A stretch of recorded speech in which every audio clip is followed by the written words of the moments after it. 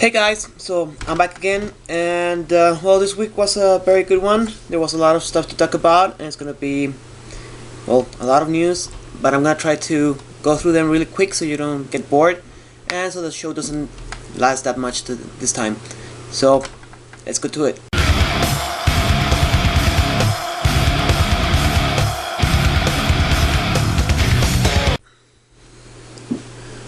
Okay, so first of all, we're gonna start with the stuff that is making controversy. Well, first of all, Duff McKagan from Velvet Revolver and Guns N' Roses fame just told us that Corey Taylor is the best and brightest singer of a generation after being hounded to death by people asking him whether he's gonna be the new singer for Velvet Revolver.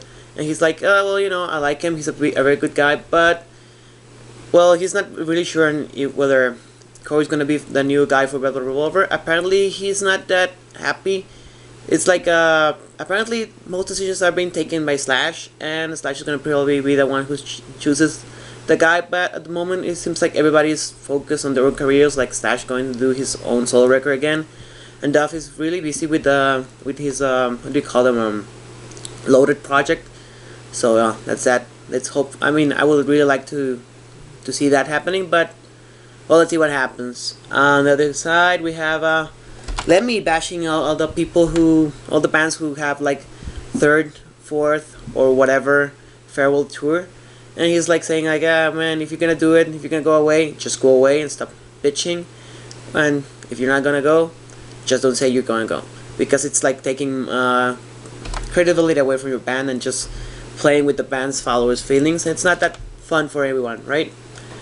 Tony Martin, ex-singer for Black Sabbath, said that he's not in any plans to go back to Black Sabbath, especially now, the problem is not that he doesn't want to go back to doing Black Sabbath. The part is that he doesn't want to go be like a karaoke version of Ozzy Osbourne or Dio. He wants to do his own stuff, and even though a lot of people like what he did with Black Sabbath and with Black Sabbath, people are mostly focusing on what Ozzy did or what Dio did, and it's not that fun for a lot of people. I mean, as an aspiring singer, I can understand that guy. I mean, it's not fun for if you're just doing whatever other people do. It's not fun for that.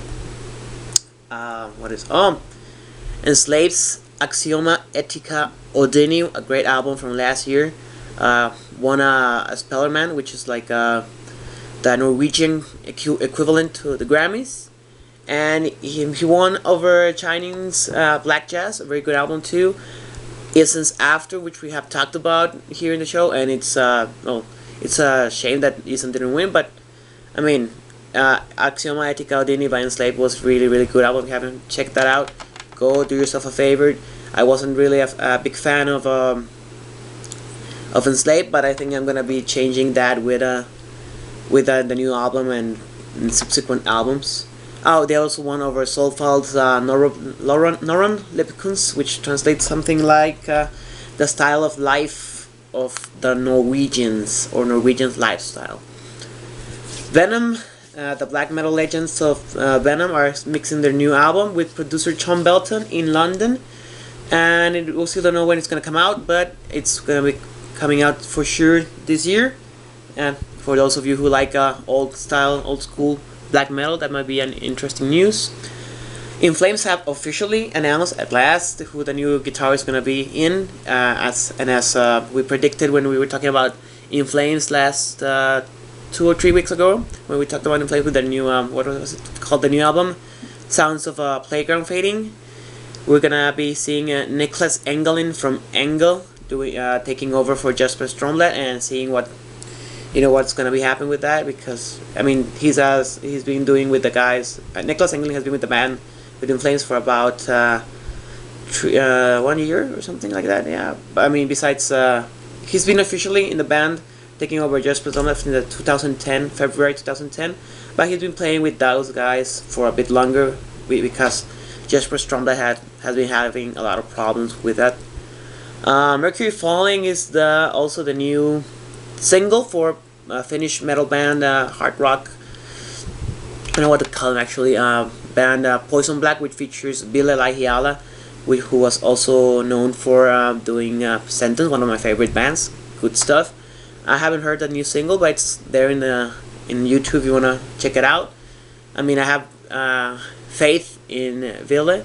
He was very, very good singer, and even though I haven't gotten around the last Poison Black album, I think they have a good, very good sound, which they have just need to refine. It's gonna be interesting that they have lost their guitar player to the Manning Tree, which we have also talked about in this album, in this show. But I think Ville can pull it off. He's a very good guitar player, which you might have also heard when he did some songs for Sentence, even though most of the guitars were actually played by Sami Lopaka and what was the other guy? The guy who died. I'll let go. Well, the other guitar player.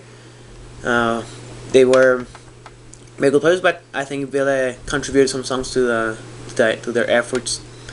Samael released a track by track listing of their description of their new albums, Lux Mundi, which we also have talked about. It's mostly, for what I'm reading or what I read, it's mostly medium pace songs, some power ballads here, which is going to be called Mother Night, and apparently above from that, it's going to be more middle pace songs, but relying on the heavy songs, most of hopefully more in the sound of what was Rain of Light, but I still think there's going to be a bit more black oriented as it was with the previous album, which I can't recall the name right now, but hopefully you guys will. It was very good. One of the things that got me excited is that they have this song called Shadow of the Sword, which Borf has said it's going to be something reminiscent of one of my favorite songs by Samael, which is called Rain from the Passage album. And it's a good thing because the album is being produced by Valdemar Sorrekta, who has been doing production for Samael for a long time now. And if that guy says it sounds like like Passage or like Rain explicitly, I can only but hope that this is gonna be the case, because, like I said, Rain is one of my favorite songs from Samael, and I was lucky enough to see that live.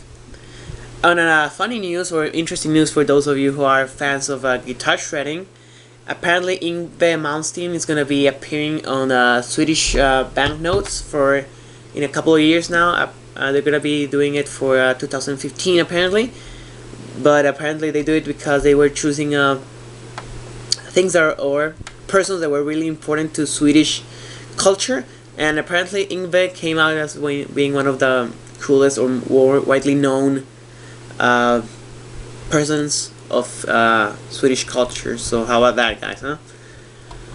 Arch Enemy released the cover for their new album, which is going to be called Chaos Legions, as we previously noted.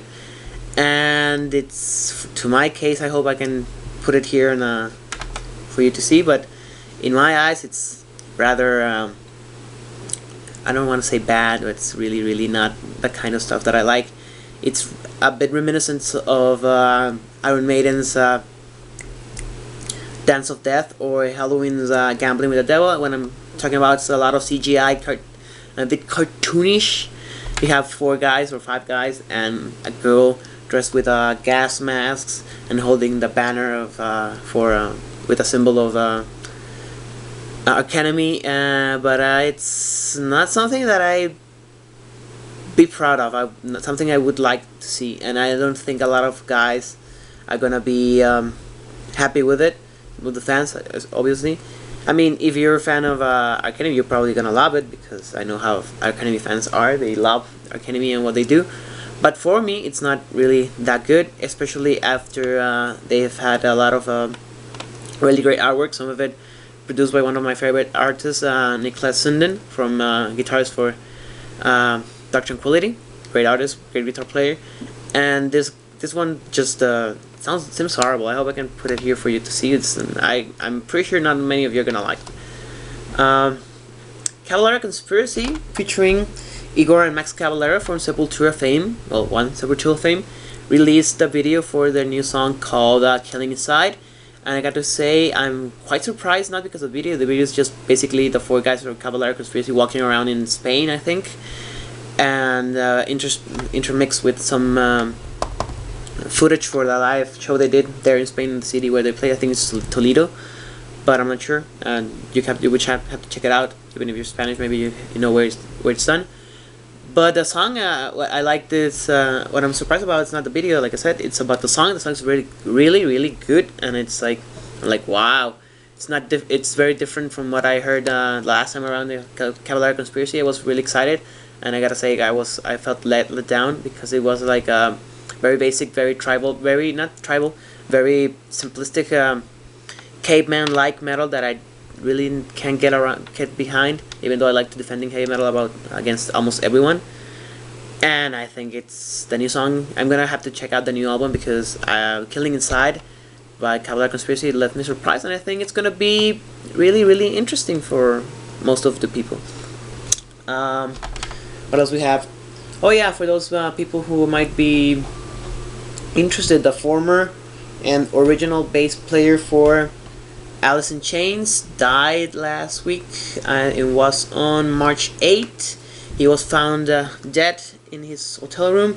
Apparently he was mixing methadone and some anxiety medication in heavy doses. They've released sadly they released a voicemail that he left to somebody before he died. I didn't check out who it was, but apparently he was doing a lot of comments like, "Oh God, I need it," and it's very sad to see a lot of another good musician losing their life to drugs, and especially for Alice in Chains, who they already lost their original singer Lainey Staley to drug overuse, and it's sad because particularly I've never liked the fact that metalheads are considered to be illiterate drug users and other bad stereotypes, Satan worshippers, goat fuckers, and I don't like those, and it's really sad that Mike Starr passed away. It's even sadder, I think, that he goes out perpetuating a stereotype which doesn't help at all with the culture. Motley Crue, Tommy Lee is talking that he would love to have Rob Zombie directing the movie for the book called The Dirt. This comes out of a week when Rob Zombie has been saying that he is not going to do it, and he's very busy with his new project called The Lords of Salem, which is about witches and some of them coming back to life. I mean, I'm gonna give Rob Zombie a bit of a chance. I mean, but I don't know why would anyone would like to do a movie on Motley Crue, but I guess there's a lot of people out there who might be interested in seeing what that would look like. I mean, but I'd rather read the book. I mean, I might even actually read the book for you guys and tell you how it is. For those of you who are interested, Slipknot has announced who's gonna be their new touring bassist, and I'm pretty sure he's gonna be the replacement bassist for Paul Gray, who passed away last year. It's gonna be a guy called Donnie Steele, who, for those of you who are hardcore Slipknot fans, you might remember him as the original guitar player for Slipknot. Went from the very first, I think, up to Made, Fit, Kill, Repeat. Forgive me if I'm wrong with the title.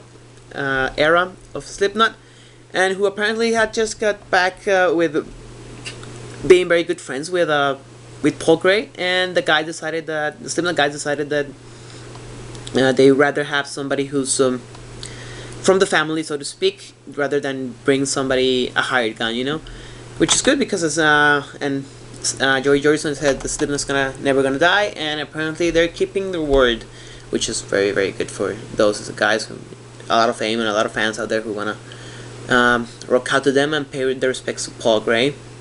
Good idea from my point of view.